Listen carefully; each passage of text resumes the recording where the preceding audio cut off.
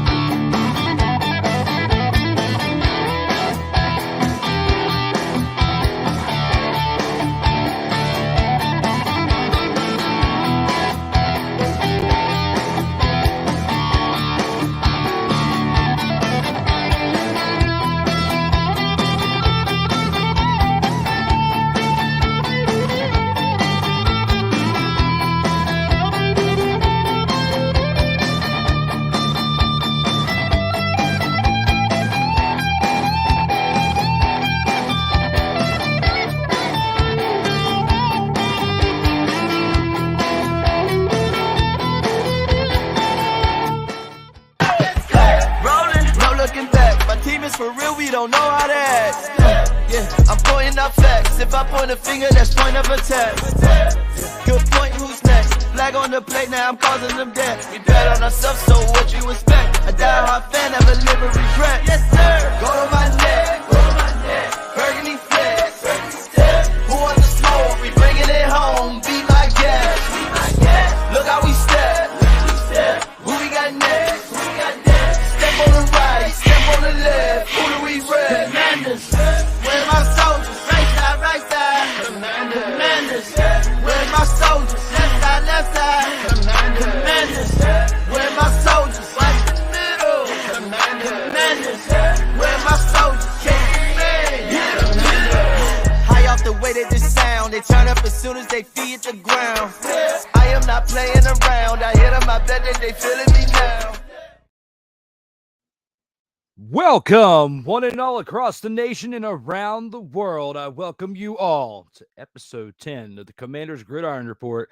I am your host, Drew Willingham, and on today's edition, I personally feel as bad as the Cardinals' 6-game losing streak, as I'm battling some type of cold that's been going on. So my apologies for being 5.5 hours behind schedule as far as when this show is appearing. But it's time to flip the switch and get ready to bring you one awesome edition of this show. It's good to start this off with the 1st and 10. They are the Washington Commanders. New name, new marks, new uniform. Soldiers, are we ready for Operation Burgundy? And here with 1st and 10, Sam Howell takes command in the 20-17 victory over the New England Patriots in Week 9. And just like the topic says in itself, he most certainly did. As you know, in the first half, he threw that interception or whatnot. You know, you look at what he did, you know, there in that game, and he made one mistake. He threw an interception. And, you know, basically with what the New England Patriots had for the time of possession, it's interesting to see that they were actually as close in the game as they were, because when you're down, you know, losing only by 3 points, and you had the ball for the amount of time that you did in this game, let's break that down for a second. I mean, the Patriots only had the ball for 22 minutes and 50 seconds in comparison to the Commanders' 37 minutes and 10 seconds. So when I think about all that, time of possession, it's like a whole quarter, 15 minutes. And the Commanders had it for 3/4 of the game, and they won by only 3 points. That right there, I do have a red flag issue with that part right there, but we'll cover that more as we get through this episode. But right here with Sam Howell taking command in the 20-17 victory, the kid threw for 325 yards on 29 completions of 45 attempts. Had 1 touchdown, 1 interception. Had a little help from Brian Robinson Jr. for 18 carries and 63 yards. But his 2 biggest connections of the day were between Terry McLaurin for 5 receptions, 73 yards, along with Jahan Dotson's 4 receptions for 69 yards, averaging 17 yards per reception on 1 touchdown, which was that big touchdown difference right there, which gave him the help for the edge of the 3-point victory.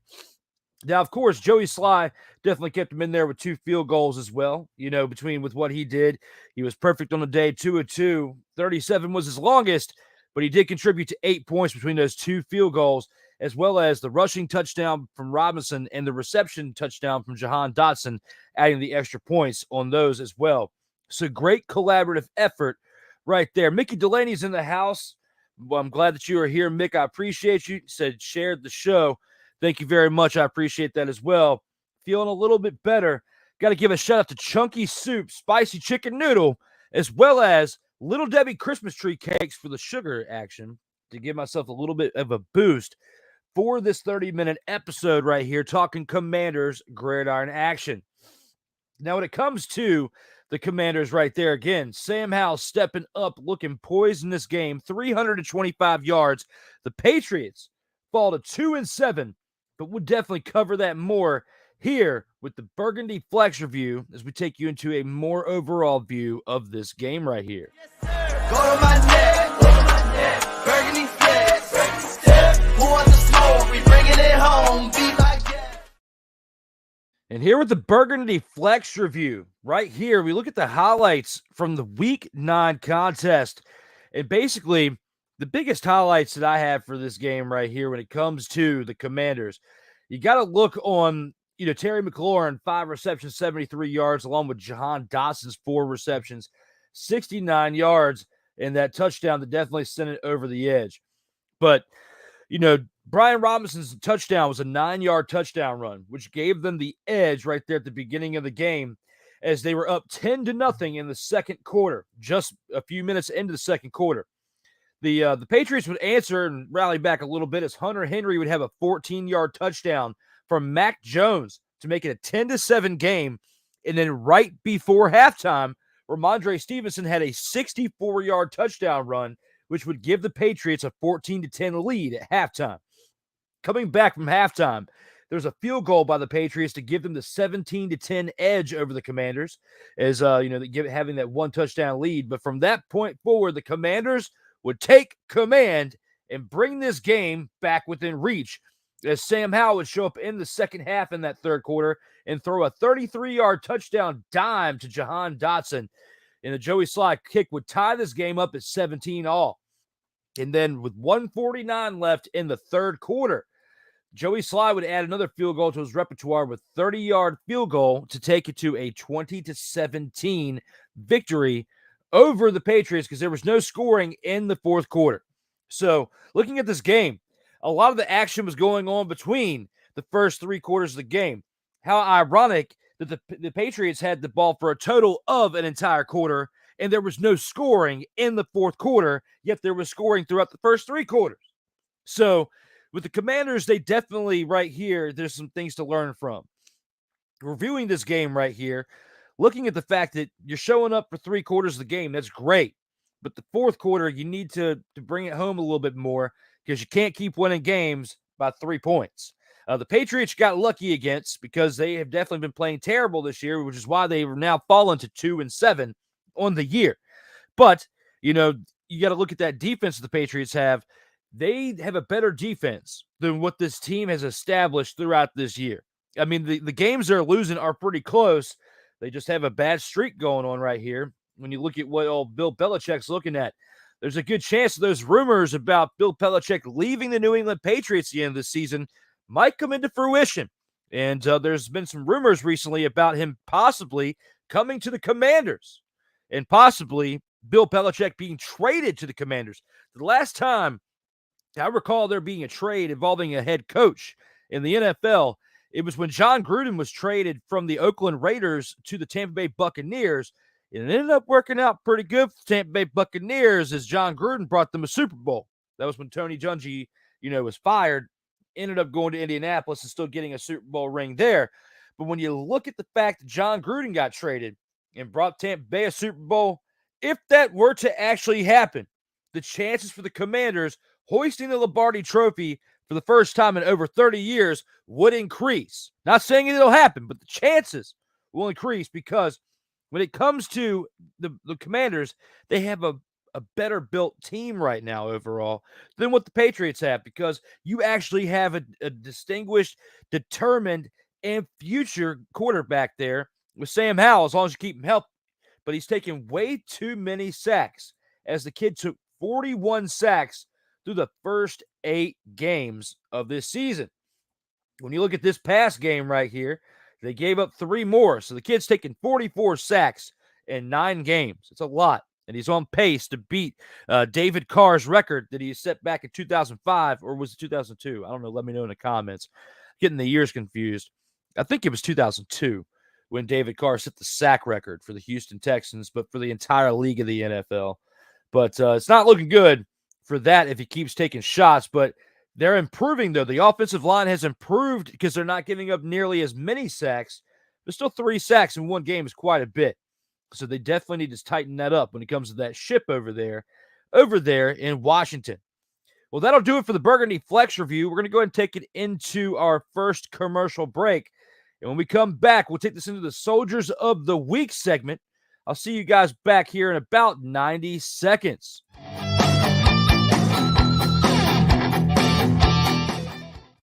Everything Boston. I love you morons. New Kids on the Block, New Edition. Dear whatever the law firm is. Sincerely, the U.S. Supreme Court. Ben Affleck, Matt Damon. Go yourself again, Jason.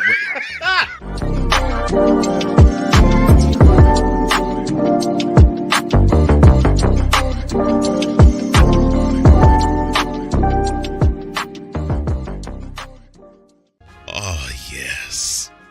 The tradition, the pageantry, the spectacle, the history, the slut. Wait. I gotta rep my brother's stuff right. All my DMV soldiers, stand up! And welcome to the Commanders Gridiron Report. You want your Commanders to be repped right? Well, D. Willie is your man. Commanders Gridiron Report. Every Monday at 3:05 p.m. Eastern, 2:05 p.m. Central. Exclusively on the Sertoba Media YouTube channel. Music by J.KUL. Where's my soldiers? Right side. Commanders. Where's my soldiers? Left side.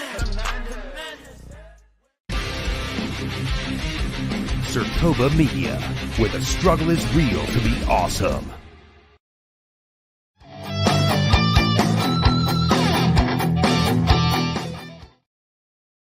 Welcome back from that commercial break, as we now have 4 more segments left to go into when it comes to this episode right here. Bear with me, as I'm a little under the weather again, but ready to rock and roll, as we got to take this into the Soldiers of the Week. Where's my soldiers? Right side. Commanders. Where's my soldiers? Left side. And here for the Soldiers of the Week, this is what I'm looking at as far as my 3 Soldiers of the Week. You got Jahan Dotson with 4 receptions, 69 yards, and that 1 reception touchdown there in the third quarter to tie the game up for the Commanders at 17-all before Joey Slye would hit that field goal and take it to a 20-17 lead, which would be their score at the end of the game as well.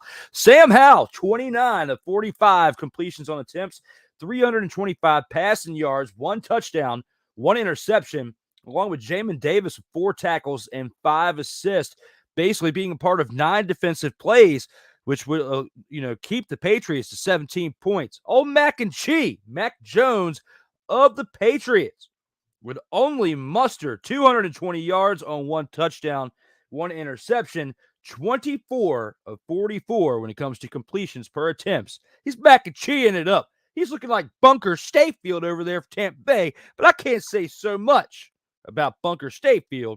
We will get into that tomorrow on Total Football Talk at 9 a.m. with Cole Johnson. But when it comes to that, Bunker actually looked pretty good this week, because I can't blame that loss on old Bunker Stayfield. But back to the action. When it comes to this right here, my 3 Soldiers of the Week, Jahan Dotson, Sam Howell, and Jamin Davis are my 3 Soldiers of the Week. Let's go ahead and take this into the Showstopper segment. See what we have in store for that one. I off the way that this sound, they turn up as soon as they feed the ground. I am not playing around. I hit them, I bet that they feeling me now. And here with the Showstopper segment, what adjustments should the team make to improve from week 9? when we have a victory, no matter what the team is, you have to look at some of the flaws that were within that game, because just because you win a game doesn't mean that things are going to be on the bright side for you on the next game. Just because you won in the past one, there's definitely some red flags from what I saw in this past game, and still they're giving up too many sacks. 3 sacks with the offensive line gave up on Sam Howell. It's better than previous weeks, but still not good enough numbers if you want to build on this team and go from 4-5 to potentially being an 11-6 team this year. If you're going to lose potentially on one more game, but you're not going to be able to get to that point and squeak into the playoffs in the 7 seed if you continue to give up as many sacks and he takes the beating that he takes. It's just not going to work out. You've got to definitely ease it up with the amount of sacks that you give up. Got to get better when it comes to defending the run. Their rushing defense definitely a suspect, as you gave up as many yards to Ramondre Stevenson, 9 carries on 87 yards. However, we can't really say so much because part of the yards came from the fact that he had a 64-yard touchdown run. So out of his 87 yards, he had a 64-yard touchdown run and only mustered up 23 more yards beyond that rushing attack beyond that 64-yard run that he had. So when you look at that, he had 8 carries for 23 yards outside of that 64-yard run. So you still let him break away for that 64-yard run. So you got to play hard each and every play. And it's like Jonathan Allen was telling them in the post-game press conference. Well, not the press conference, but the locker room meeting. It's on YouTube. You can go out and watch it, where Ron Rivera's, definitely giving them the praise. But Jonathan Allen basically saying we're looking great, for the first 75% of the game, the 3 quarters, which is basically what I was talking about previously in the Burgundy Flex review. But if you don't play hard enough in the 4th quarter, if you take your foot off the gas, even though you didn't have any right to do so because you're only up by a field goal once you got into the 4th quarter, it's not gonna remain consistent, positive football, as they were on a little bit of a losing streak heading in to this past week, getting this win. So the losing streak's over. You get a victory. You're only 1 game out of 500 right now, and it's still you can still be a wild card team. A 7th seed is what I'm going to guess you have the best shot at becoming if you continue to trend upward. But if you have losing streaks like you had leading up to this win, it's not going to work out.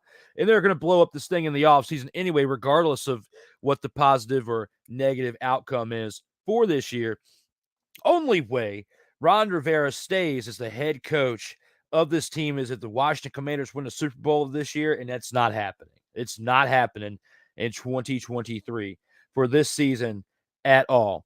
So when it comes to the adjustments that I would have to say, the offensive line is doing a better job for 3 quarters of the game, just like the other positions we were talking about. It's the 4th quarter. They look a little lackluster out there with their production. So if they could turn it up right there and continue to improve, but give up like 1 or no sacks in the game consistently, because you gave up 3. You've given up 44 in 9 games. It was 41 going through 8 games. You gave up 3 in this game. It's not like that 6 or 7 sack game that you gave up many weeks ago. They might have been, I can't remember exactly who that was. I'll have to go back and look that up and then tell you guys. It's in one of these episodes. I knew I talked about it, but, again, I'm a little under the weather right now, so not at 100%. But what I can tell you is that the offensive line continue to improve. The defense needs to get better on the rushing defense, or at least giving up the big run. In the secondary, of course, has had question marks throughout this season when it comes to the defense anyway. But other than that, this team is trending upward. Sam Howell is looking like the dude for Washington. You got him as a 5th-round pick last year. You got him on a rookie deal for another couple years. Things have got the potential to trend upward, and you can lock him in on a long-term deal after that. If he continues to play well, he's going to be loyal to the team that gave him the opportunity to actually be a quarterback to begin with, being he was a 5th-round pick. So things are looking great for Washington in the fact that they've got a new managerial team in there as far as the ownership who's going to blow some things up during this offseason. You got Magic Johnson, a part of Josh Harris. They're going to continue to establish a great relationship within the people that stay on this team, especially the franchise quarterback moving forward, as long as he stays healthy and they continue to build around him and make smart moves. I think the Commanders could be a team that people need to be scared about here in about 2 to 3 years. Not right now. You got plenty of time. You're not going to make that much noise this year. Just be happy if you get in as a 7th or 8th seed in the playoffs. Well, 7th seed, my apologies. But just be happy if you get in as a 7th seed in the playoffs and actually make the wild card. I don't really have as many high hopes. I just want to at least finish 9-8 because that's they can't finish 500 anymore with there being 17 games in a season now. So my best hope for them this year is to win 5 more games out of the 8 that they have remaining on the schedule and finish 9-8. We'll have to see when it comes to that for the showstopper, as that was basically a breakdown of the improvements that I would like to see for this team. When it comes to that, we only got 2 more segments left, but we've got 1 more commercial break we've got to go to. See you back here in about 120 seconds.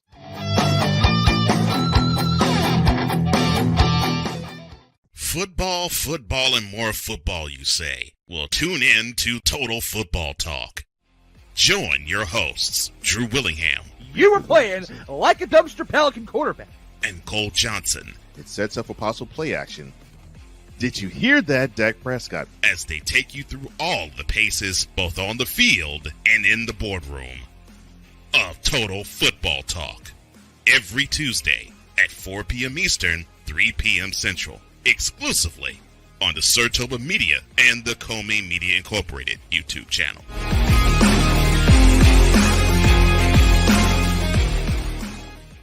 If you're looking for a sports program that gives you the flavor. Washington Commanders?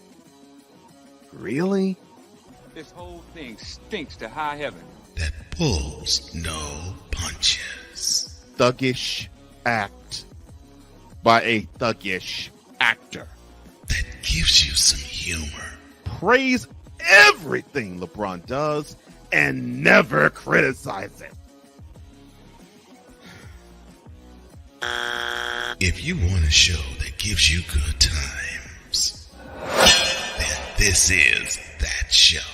BS3 Network proudly presents. I am Cole Johnson, and welcome to Cole Sports with a Z. Every Friday on Patreon and every Saturday on YouTube, Spreaker, and all other outlets.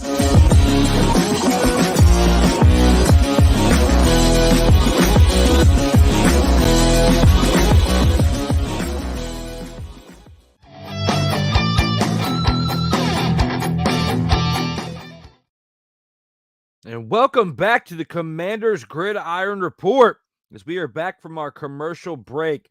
We got 2 more segments left on this show. Let's go ahead and take this into the opponent of the week and see who we have in store for this one. Look how we step.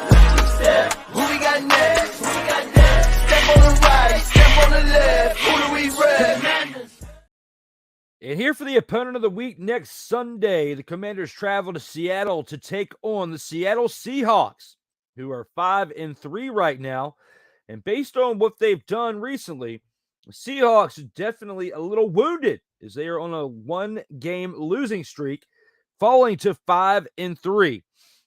Now, when I look at this team right here, they are definitely a team that the Commanders definitely cannot be playing around with, as the Seahawks have definitely been in with these teams, as they beat the Browns 24-20 the previous week, but they lost to the Ravens 37-3. But you're facing Lamar Jackson and a pretty explosive offense over there in Baltimore.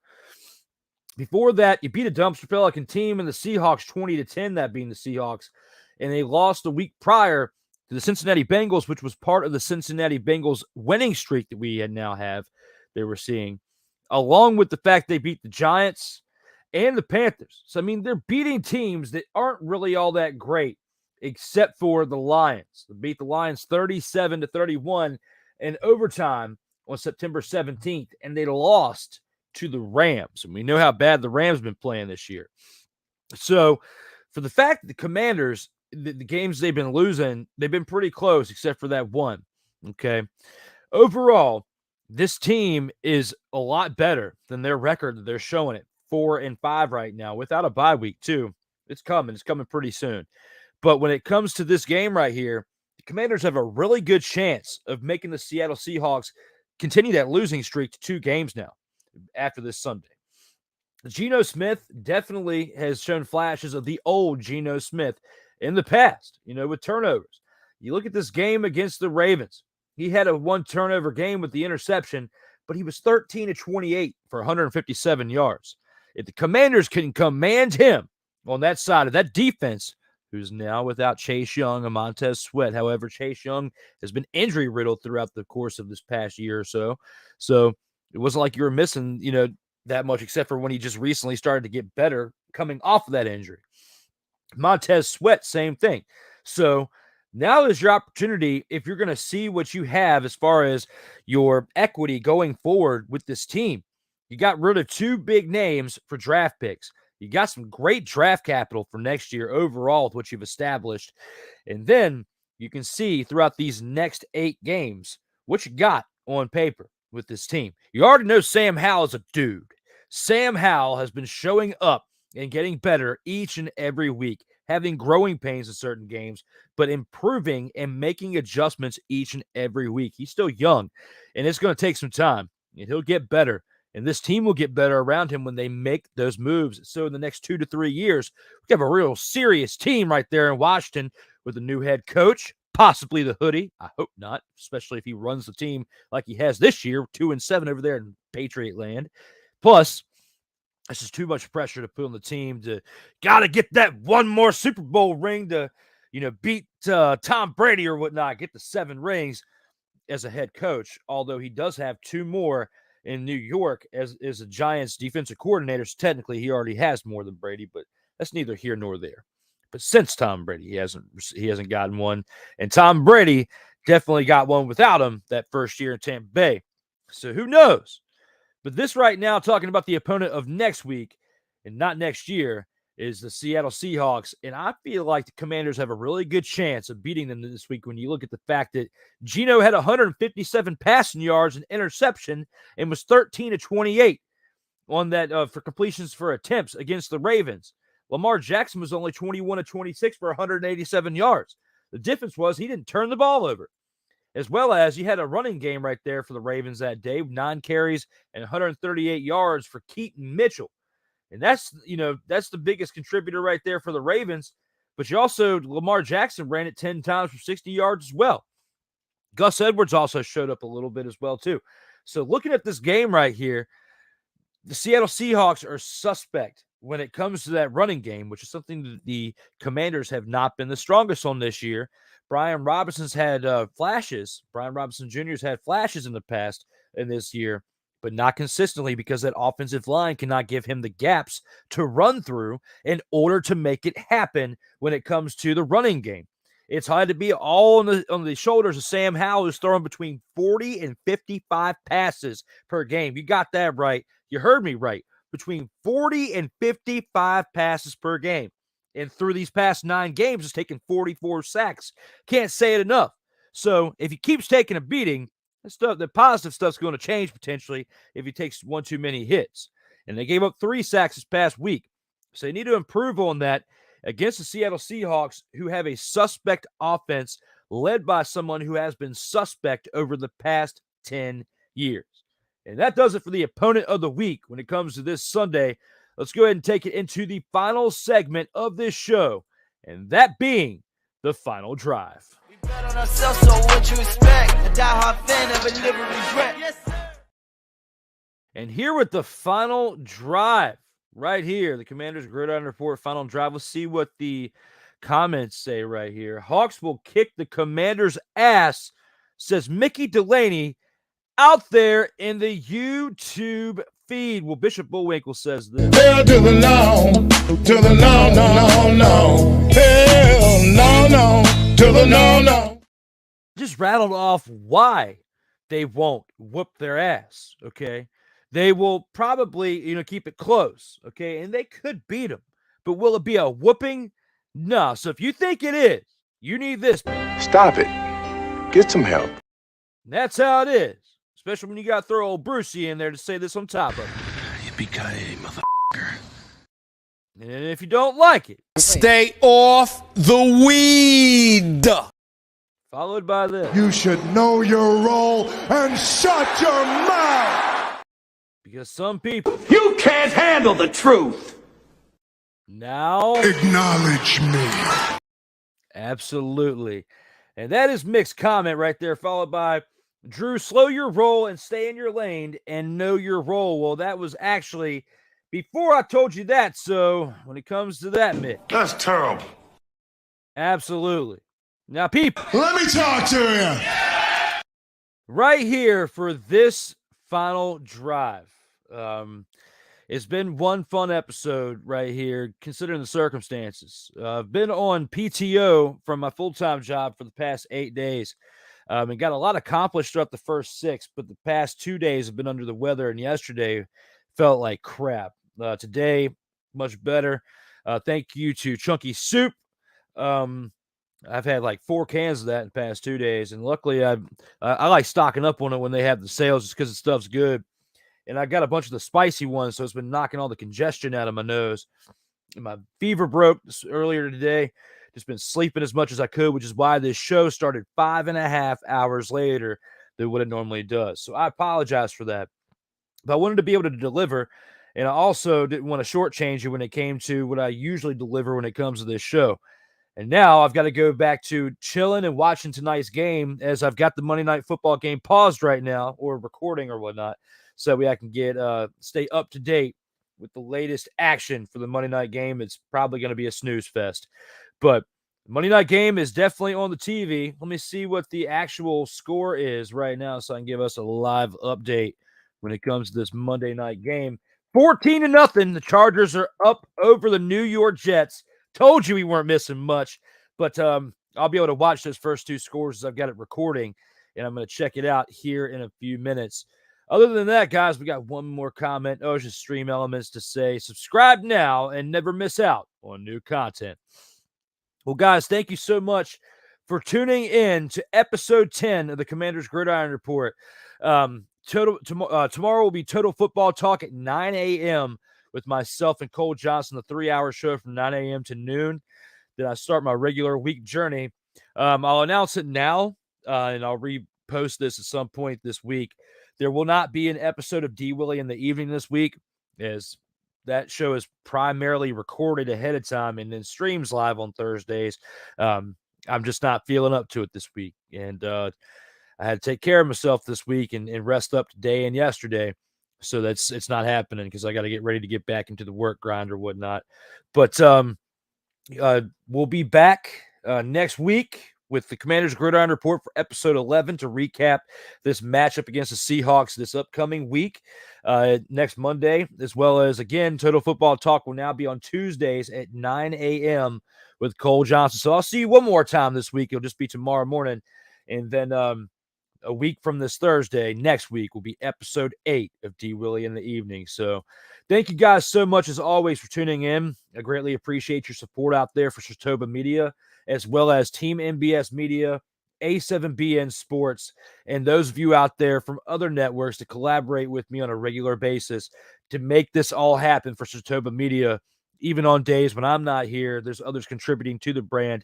I appreciate it, doing the best we can out here on the limited schedules we have to discuss the things that we discuss between sports and comedy. So, or at least I try to bring you some comedy or whatnot, some shenanigans in these D. Willie in the evening episodes.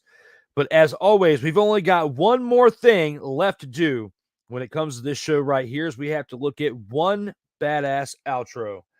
Everyone, as always, stay safe out there in these streets. Where my soldiers, right side, Commanders. Where my soldiers, left side, Commanders. Where my soldiers, right middle, Commanders. Where my soldiers, yeah, we said. Where my soldiers, right side, Commanders. Where my soldiers, left side, side. Commander, now we step. Where my soldiers, watch the middle. Commander, we red. Where my soldiers, man, hit 'em, hit 'em.